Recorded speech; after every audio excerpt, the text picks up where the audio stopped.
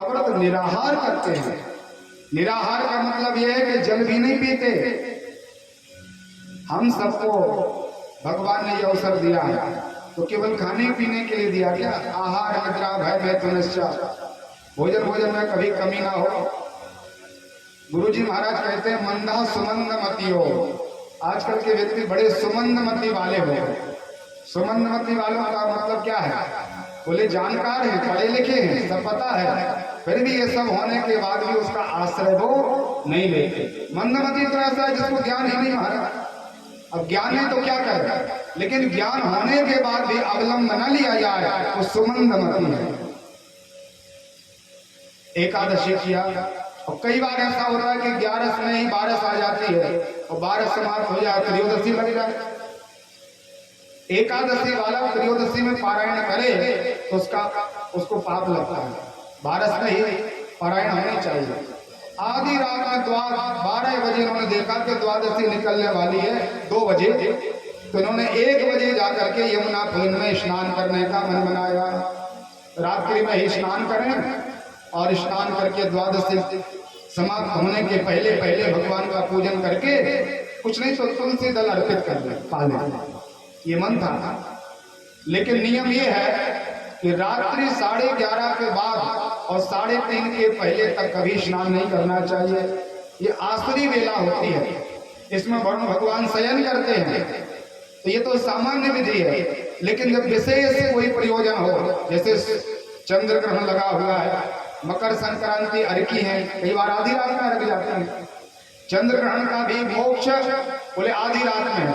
ऐसी स्थितियों में हमें जल में स्नान करने का कोई दोष नहीं लगता। तो नंद बाबा ने विचार किया, कोई पाप नहीं किया इन्होंने। स्नान करने के लिए वस्त्र उतार के रख दिए और यमुना कुंड में प्रवेश किया। वरुण बाबा के जो अनुचर थे, वरुण लोक वाले, वो आए, नंद बाबा को पकड़ा, हाथ पैर बांधा और वरुण लोक में डाल दिया। प्रातः काल हुआ, यहाँ समाचार हुआ, महात्मा नंद बाबा कहाँ हैं? बोले नंद तो सो रहे थे, पता नहीं वस्त्र भी नहीं उनके, स्नान को गए होंगे। तो जितने भी परिकर थे यमुना कुंड पर आए और यहाँ क्या देख रहे हैं कि नंद बाबा के वस्त्र तो उतरे रखे हैं, लेकिन जब अपन किसी नदी आदि में उतरे तो जाने के चिन्ह अलग होते हैं, आने के अलग होते हैं। जाने के जो चिन्ह थे, पैर बने हैं, अंगुलियां नदी तरफ हैं, तो सबने विचार किया देखो जाने के चिन्ह तो बने हैं, मतलब नंद बाबा यमुना में गए हैं। लेकिन लौटने के यहाँ पर कोई चिन्ह पैर नहीं बने कि नंद बाबा लौटे होंगे क्या। इससे यह सिद्धांत सिद्ध हो गया कि नंद बाबा महात्मा तो केवल यमुना कुंड में ही हैं। महाराज इतने लंबे समय से हैं, अब तो परमात्मा भगवान की कृपा हो जाए। सब भगवान के पास आए, भगवान से कहा महाराज जी कृपा करो, पिताजी तो अंतर्हित है इस यमुना कुंड में। भगवान ने सबको बैठा दिया उस तट पर, और परमात्मा स्वयं उस यमुना कुंड में प्रवेश के पिताजी को लेके आते हैं। और भगवान सबके सामने तो वहां पर गए, लेकिन परमात्मा को पता है कि पिताजी वरुण लोक में है। तो गोविंद शंख चक्र पदा गदा पद्म वनमाला विभूषितान सुंदर तैयार होकर के सीधा वरुण लोक का आश्रय लिया। और जो वरुण के परिकरों ने देखा महाराज आज तो परमात्मा साक्षात पधारे हैं, तो आनंद के साथ भगवान की सुंदर पूजा होने लगी। नंद बाबा वहीं पड़े थे, हाथ पैर बंधे हैं नंद बाबा के और एक तरफ डले हैं। और नंद जी ने क्या देखा कि ये लाला बड़ा जोरदार है, कितना आश्चर्यमय इसका जीवन है। इतना नन्हा सा बाला, पढ़ाई लिखाई हुई नहीं, और इतना ये प्रभावशाली है कि दूसरे लोक में पूज रहा है। महाराज बड़े बड़े देवता इसकी सेवा पूजा कर रहे हैं। नंद बाबा ने कहा लाला, भगवान की दृष्टि पड़ी कि पिताजी तो यहाँ डर गए। भगवान ने कहा वरुण से क्यों, तुम्हें लज्जा नहीं आती, मेरे पिताजी को मान दिया तुमने। वरुण बाबा थर थर कांपते हुए भगवान के चरणों में लौट गए और परमात्मा से कहा भगवान मुझे नहीं पता था कि ये आपके पिताजी हैं। मैं तो अभी तक यही जान रहा था कि जगत के पिता आप हो, अकल कोटि ब्रह्मांडादि नायक आप हो। आनंद रहत सकल रस भोगी, बिनु वाणी वक्ता बड़ जोगी, बिनु पग चलई सुनई बिनु काना, कर बिन कर्म करत विधि नाना। मैंने तो ये सुन रखा था, मुझे आज पता चला कि आपके भी पिताजी होते हैं। महाराज क्षमा करो, और नंद बाबा ने जल्दी से आकर के भगवान को हृदय से लगाया, हाथ की हथकड़ियां पैर की पेट बेड़ियां तोड़ दी। महात्मा वरुण जी ने भगवान के पिताजी का पूजन किया। परमात्मा ने कहा पिताजी से क्षमा मांगो, पहले आपने अपराध किया। तो वरुण भगवान बड़े बड़ी देवता, ऐसे ऐसे देवता नंद बाबा को साष्टांग दंडवती दे रहे, महाराज भगवान क्षमा करो, मुझे नहीं पता था, अपराध हो गया। नंद बाबा तो महाराज छाती चौड़ी हो गई। विचार करके मेरा बालक है जोड़ना बहुत आनंद करता है, कहीं भी चला जाए इसका प्रभाव चहुं दिशाओं में, चारों दिशाओं में फैला हुआ है। प्रसन्न होकर के महात्मा नंद बाबा को लेकर भगवान उसी यमुना कुंड से निकले, जिस जल में डूबे थे उसी जल में से निकल गए। लेकिन जब हम जल में से निकले तो अपने वस्त्र गीले रहते हैं, और भगवान जब जल में से निकले तो बिल्कुल साफ वस्त्र हैं, गीले नहीं है, सूखे वस्त्र हैं। महात्मा नंद बाबा के भी वस्त्र सूखे हैं। श्री दामा आया, परमात्मा से कहने लगा लाला क्या क्या विद्या पढ़ी है तुमने, जल में से निकला और गीला नहीं, क्या बात है? नंद बाबा ने कहा ये नहीं बताएगा, मैं बताऊंगा कि कितना बड़ा देवता है। बड़े बड़े देवता इसकी सेवा पूजा कर रहे थे, मैंने तो वहां का वैभव देखा महाराज, आश्चर्यचकित हो गए। और पूरी भगवान की जो वैभव छुपा था, भगवान की पूरी रहस्यमय चीज लीला नंद बाबा ने सबके सामने उजागर कर दी।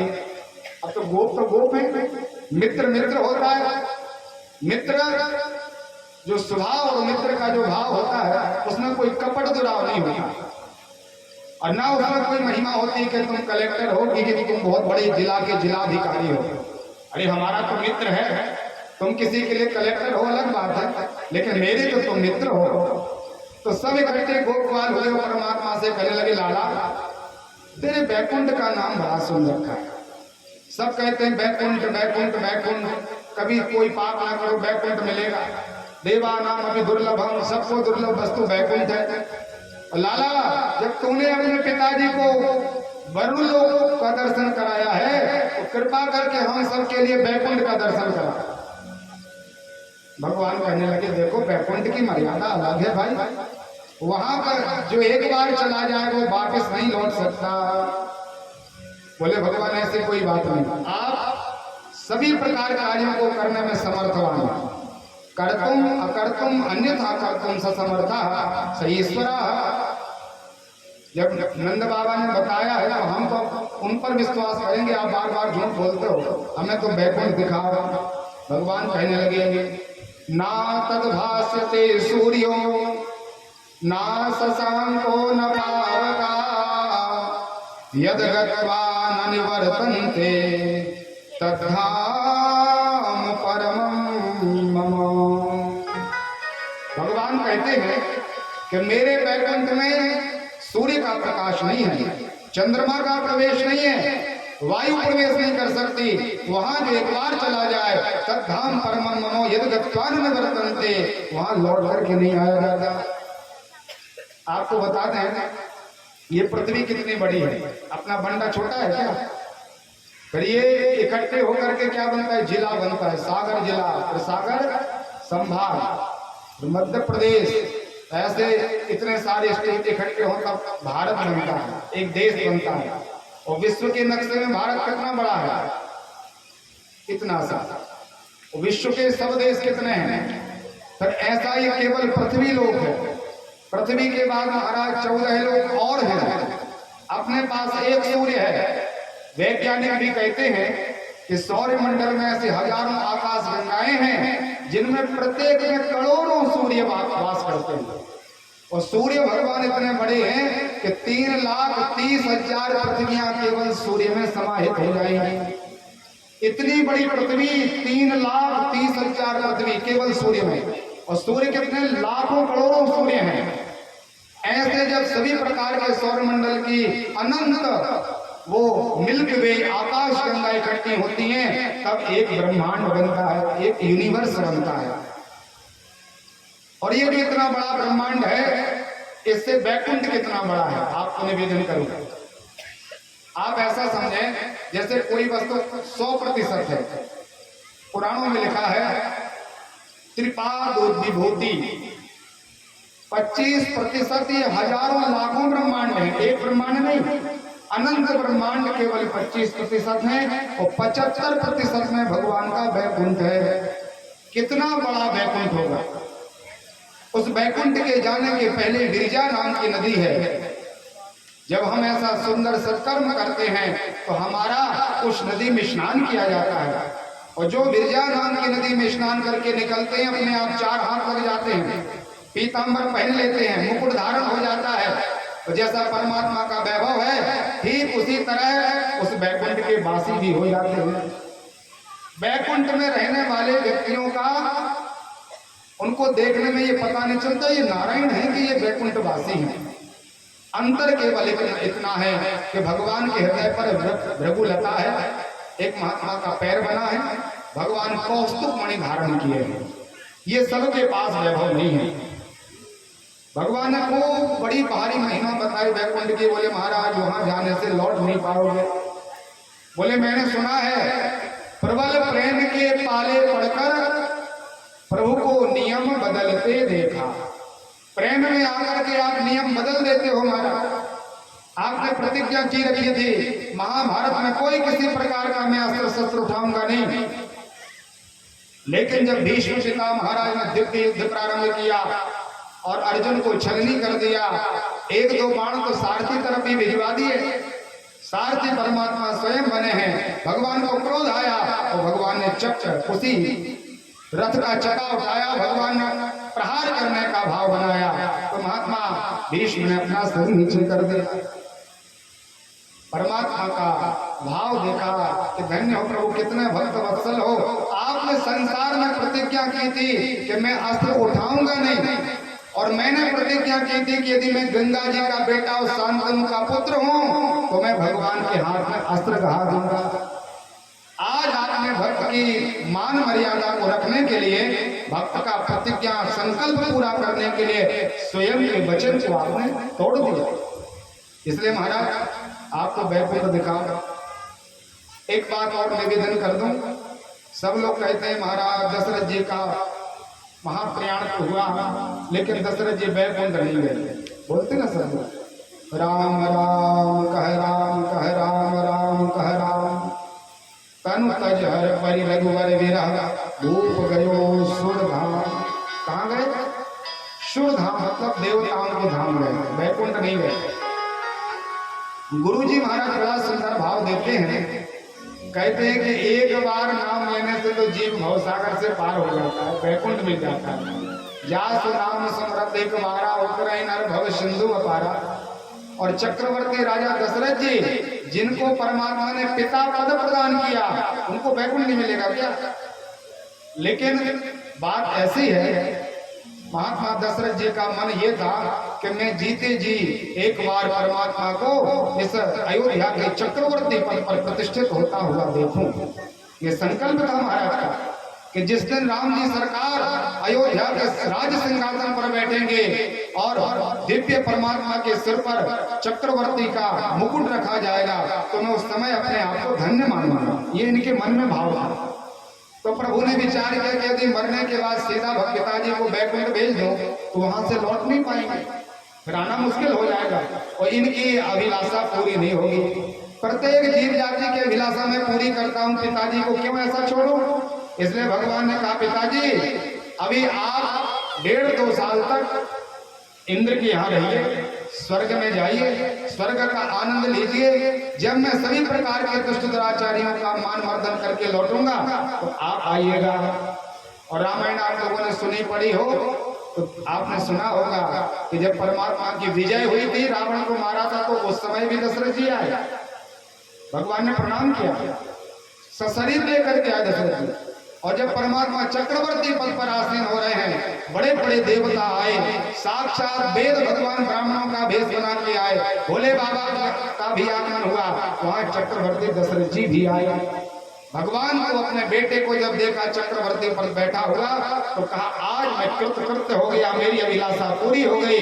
भगवान ने कहा पिताजी अब आप सीधे बैकुंठ जाइए। कुछ समय के लिए परमात्मा ने उनको सुरलोक भेजा। जब अपना आश्रय लिया भगवान ने सीधा पिताजी को वैकुंठ धाम प्रदान कर दिया। बोलिए चक्रवर्ती जी महाराज की जय हो। भगवान के गोपाल कहने लगे महाराज लंबी चौड़ी कथा सुनाने की आवश्यकता नहीं है, आप तो बैकुंठ भेजो, हमें तो बैकुंठ जाना है। अब भगवान को लगा जब इतना ये आग्रह कर रहे तो बैकुंठ ही दिखा दें। तो सुंदर सरोवर है सामने, आप लोग गए होंगे वंशीवन के बाद एक सरोवर है वृंदावन में, आज भी सरोवर 4 दीवारियां ऐसे ब्रह्म सरोवर लिखा है उसमें और सुंदर किला बना हुआ है। तो वहीं पर भगवान खड़े थे गोपवालों के साथ, बोले बैकुंठ देखना हो तो इसी में डुबकी लगा लो, इसमें यहां से धम्म कह के गिरोगे और सीधा बैकुंठ में निकलोगे। तो 2-4 गोपवाल जो भगवान के सखा थे जिनको तैरना आता था, वो तो बड़े भाव से गए महाराज और आनंद से वहां पर डुबकी लगाई और बैकुंठ निकले। अब जो वो श्री रामा था वो भगवान को बार बार देख रहे, ब्राह्मण जाति का है, पढ़ा लिखा है, भगवान का सखा है। भगवान ने कहा लाला तुझे क्या हुआ, अरे यहाँ पर कूदो और वहां निकल आओगे।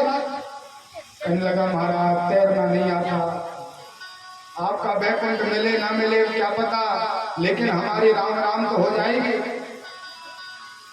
मैं डूबूंगा और मर जाऊंगा, तेरी लीला समझ में नहीं आती कि तू करना क्या चाहता है। तो भगवान ने एक बार उस विप्र गोप से कहा कि मित्र मेरे ऊपर तुझे भरोसा नहीं क्या, इस बात को सुना, उसने विचार के आगे पीछे का देखा जाएगा और धड़ाम से जाकर के दम होकर के ब्रह्म सरोवर में कूद गया। ऐसा विश्वास हमारे जीवन में हो जाएगा। जिसको तैरना नहीं आ रहा तो भगवान ने कह दिया कूद जा बेटा, तो उसने ये विचार नहीं किया कि हम मर जाएंगे।